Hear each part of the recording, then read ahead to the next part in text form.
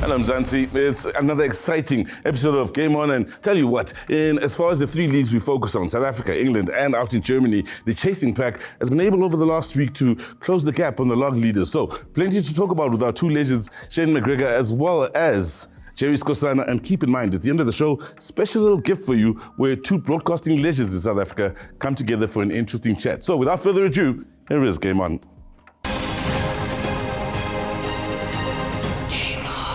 So let's waste little to no time in getting into the action and what's going on out in England. And of course, to help me break down the English game, I'm in the presence of a great Shane McGregor. Shane, interesting times out in England, I'm sure it's safe to say. Let's first start off with our favourite club this season. Last year, this time it was Aston Villa.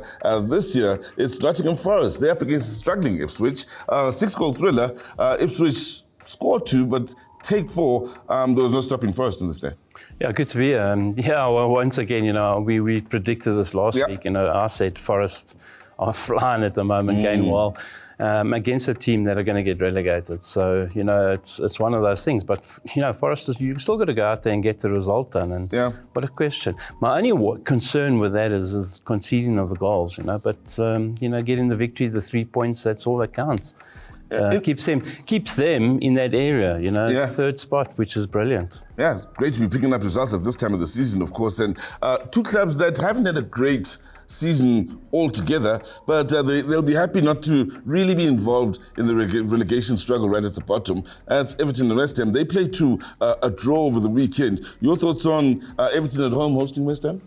Good result, good point for Everton, because like you say, they don't want to get caught into that relegation. Remember, again, this season, they couldn't buy a win, they couldn't get a point. Done well since David Moyes has been there. They've been a different team altogether. And I'm happy for them, even though I'm a Liverpool supporter, that's the blue side of Liverpool. They're going into a new stadium next season. So can you imagine if they had this new stadium and they'd gone in there as a championship team? So brilliant for them.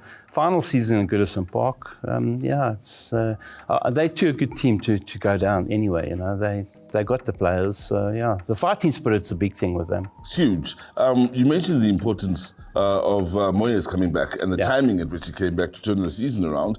For someone who's been there, and I think it's safe to say he's an Everton legend, the most legendary manager in recent memory out at Everton, looking at his last stint, having gone out to go get the experience at Manchester United, gone out and worked in Spain and come back, you think he's come back with more understanding of the club and also the situation to do an even better job?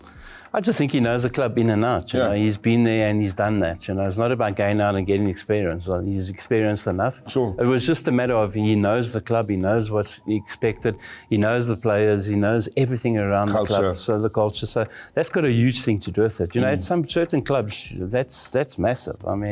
So for him, it's been brilliant. Yeah, certainly has been. Now, let's talk about another fixture that would have been amongst the most mouth-watering of the weekend. Manchester City at home to Brighton.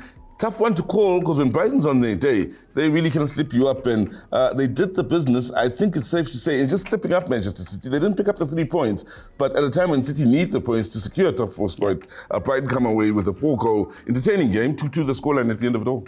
Yeah, I said to you last week as well, you've got to be careful of this one. I was sitting on the fence regarding this. Brighton have been playing well, been punching above their weight this season. And Man City disappointing, obviously been very disappointing.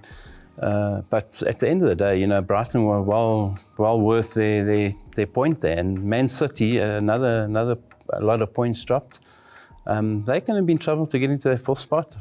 It's tough when you look at the City numbers and the stats, but haven't won in the last 2, drew 1, lost another. In the last 5 have won 2. It's almost unbelievable numbers to speak of a Pep Guardiola side.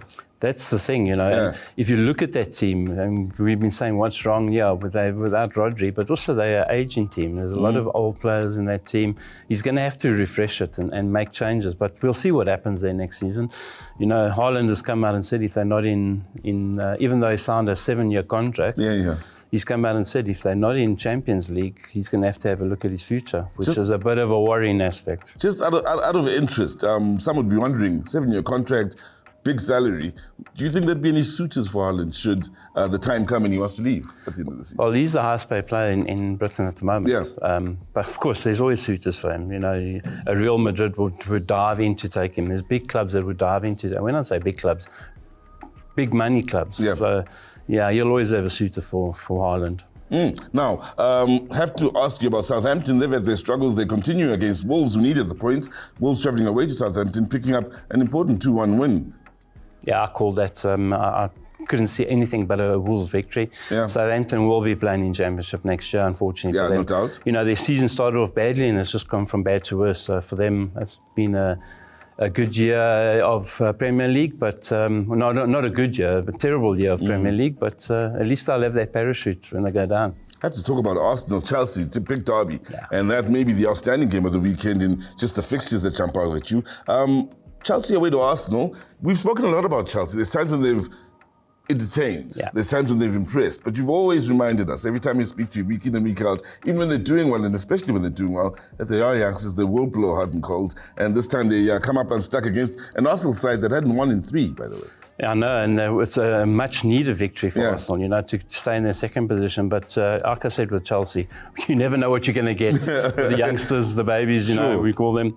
But Arsenal were good value for their victory. And they're keeping their pressure on. And when I say keeping their pressure on, they're only 12 points behind Liverpool now. And the way Liverpool are playing at the moment, there's going to be a lot of people worrying and looking over their shoulder at Arsenal.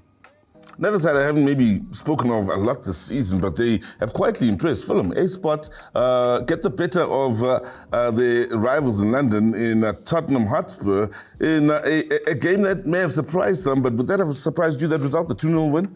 Never Clean ever. sheet as well? Never ever. I keep on telling you this, going to Craven Cottage is never easy. Yeah. And for me, Spurs have been blown hot and cold the whole year. Angie is looking in big trouble there at that position. I mean, they're going to be looking at him and saying, is he good enough for this job? Personally, I don't think he's good enough for the job, but hey, at the end of the day, who am I to say? He's had a lot of injuries, yes, I understand, but they started to come back. He should be getting better results now. United get the better of Leicester 3-0, and that's rounding up, of course, the results of the weekend. I want to get your thoughts on United, but also the fact that we're going into the international break, and all of these sides, including United and Leicester, have got their struggles, have some internationals. Who needs it? Leicester need it? Liverpool. United need it? Liverpool need it the most. Yeah. The break has come at a good time for Liverpool. They're going through a bad patch. Give them time to recharge their batteries. My only worry is people going away, players going away for international duty and then coming back. But Liverpool needed it. Arsenal didn't need it because now they just got on the winning trail. Man United have won a game at long last. We go off for a little break, not an international break. Coming back on the other side, though, we do have Thierry Skosana to break down what's been happening in the PSL, and there's plenty to talk about.